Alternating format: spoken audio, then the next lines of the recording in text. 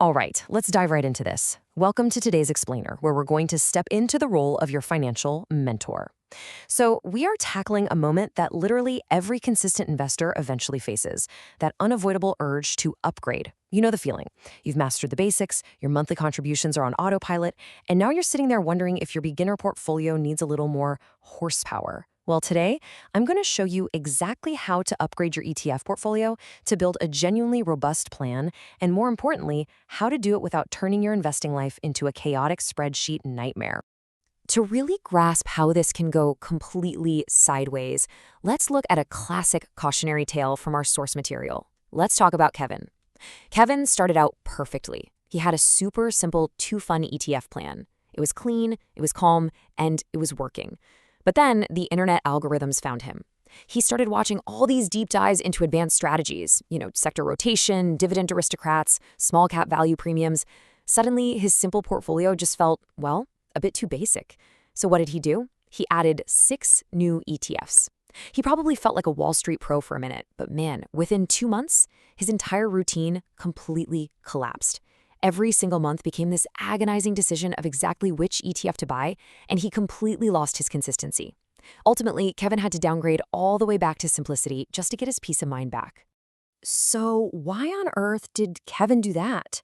Well, he fell right into a massive cognitive trap known as complexity bias. As human beings, we just naturally assume that more complex solutions are inherently better, especially in fields that totally intimidate us, like finance. We falsely believe that adding just one more ETF is going to give us more control over the market. But as an investor, you have to remember that building a portfolio isn't like engineering a rocket. Actually, scratch that. It's way more like farming. You plant the seeds, you water them, and you wait. You definitely don't dig up the seeds every single week just to see if they're growing. Okay, here's our roadmap for today. 1. The complexity trap. 2. Signals, when to upgrade. 3. 3 proven upgrade paths. 4. Fake upgrades to avoid. 5. The 10-year test. And 6. Your simple action plan. Let's start with section 1, the complexity trap. Useful versus useless complexity. Upgrading your portfolio is honestly a lot like upgrading your kitchen gear. Useful complexity is buying one significantly sharper chef's knife. It makes the cooking easier, faster, and more efficient. Useless complexity, on the other hand, is buying a giant block of 12 different specialty knives that you never actually use. That just turns your kitchen drawer into a chaotic, dangerous mess. Another way to think about it is packing a backpack for a really long hike. You want enough tools to handle a sudden change in the weather, that's your risk control, but you absolutely don't want so many tools that the backpack becomes too heavy to even carry. A genuine portfolio upgrade improves your global diversification or your risk alignment. It does not just add noise. Moving right along to section 2, signals, when to upgrade.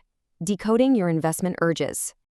Okay, before you even touch your portfolio, we need to check your internal traffic light.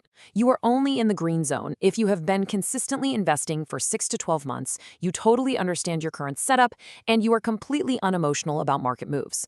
If that's you, awesome. An upgrade makes sense. But watch out for the yellow zone, because this is exactly where FOMO lives. If you're just bored, searching for some excitement, or constantly watching best ETF to buy right now videos, slow down. You are seeking entertainment, not wealth building. And the red zone, if your basic routine isn't even built yet, or you're tempted to panic sell the second the market dips, absolutely do not upgrade yet. You need to focus on your foundational investing psychology first. All right, section 3, 3 proven upgrade paths, structuring a robust ETF portfolio.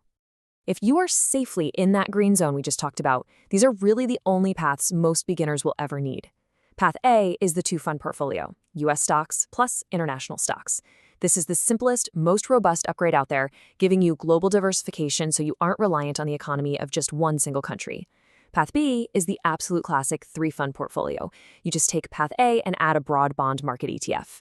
This is fantastic if you want a bit more stability and balanced risk as your life goals change. Finally, we have Path C, the 4-fund portfolio, where you split those international stocks into developed markets and emerging markets, plus your bonds. This offers a slight bit of complexity for some more intentional control. So if you're choosing a path today, you need to align it directly with your goals. Do you want aggressive growth of the global reach? Go with Path A. Need a bit more sleep at night stability? Path B is going to be your best friend. Next up, Section 4, fake upgrades to avoid. Distractions disguised as intelligence. Let's just bust a massive myth right here, right now. Serious, long-term investors do not need trendy funds. Things like sector ETFs targeting clean energy, or those flashy thematic ETFs chasing the AI boom or the space revolution. Hear me loud and clear on this. These are fake upgrades. They are simply distractions disguised as intelligence. Adding these into the mix increases your costs, highly concentrates your risk, and introduces massive friction because suddenly you constantly have to decide when to buy or sell them. Avoiding these fashionable, high-hype funds is exactly how you protect your portfolio from useless complexity. Keep your core focused on broad, global markets. Which brings us to Section 5, the 10-year test. Stress testing your new portfolio. You absolutely have to stress test your newly chosen setup against the reality of your actual life. And we do that using these 4 questions. Number 1, could you stick to this exact allocation during a brutal recession without panicking? Number 2, could you stick to it during a raging bull market without experiencing major FOMO and adding a bunch of trendy stuff? Number 3, can you easily manage this when your personal life gets incredibly busy? And number 4, if you had exactly 60 seconds, could you clearly explain how your portfolio works to a friend? If you answer no to literally any of these, your plan is too fragile, it's just not robust enough, and you need to downgrade back to a simpler structure right away. So, how do we keep that simplicity intact over the long haul? By strictly monitoring your portfolio without descending into emotional chaos. Constant tinkering is exactly what Kevin did, just blindly reacting to market trends and internet advice.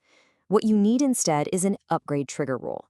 This is a strict, pre-written rule that dictates exactly when and only when you are allowed to change your portfolio. For example, deciding that you will only shift your strategy when your major life goals fundamentally change or your retirement time horizon shrinks. Not just because some financial influencer told you a specific tech stock is about to go to the moon. And finally, Section 6, your simple action plan, locking it in. Okay, this is exactly what your final plan needs to look like. Why? Because let's be real, a financial plan without written numbers and strict rules is just a mood. Your written plan needs to state exactly what your portfolio structure is, how often you invest, and, this is absolutely crucial for practical management, what your rebalancing rules are. For instance, you might write down, my upgraded plan is a 3-fund portfolio. I invest monthly. I rebalance annually if the drift exceeds 5%. Setting that 5% drift rule keeps you from constantly trading and overmanaging. And most importantly, state super clearly at the end, I do not add extra ETFs. This written anchor right here is your ultimate defense against this psychological trap of complexity bias. I want to leave you with this one slightly provocative thought. When you look back in 20 years, what trendy, complicated distraction will future you be endlessly grateful that you decided not to add today? The absolute best portfolio in the world isn't the most mathematically sophisticated one. It's the one you can stick with, calmly, consistently, and without friction for decades. Keep it simple, stick to your written rules, and just let time do the heavy lifting for you.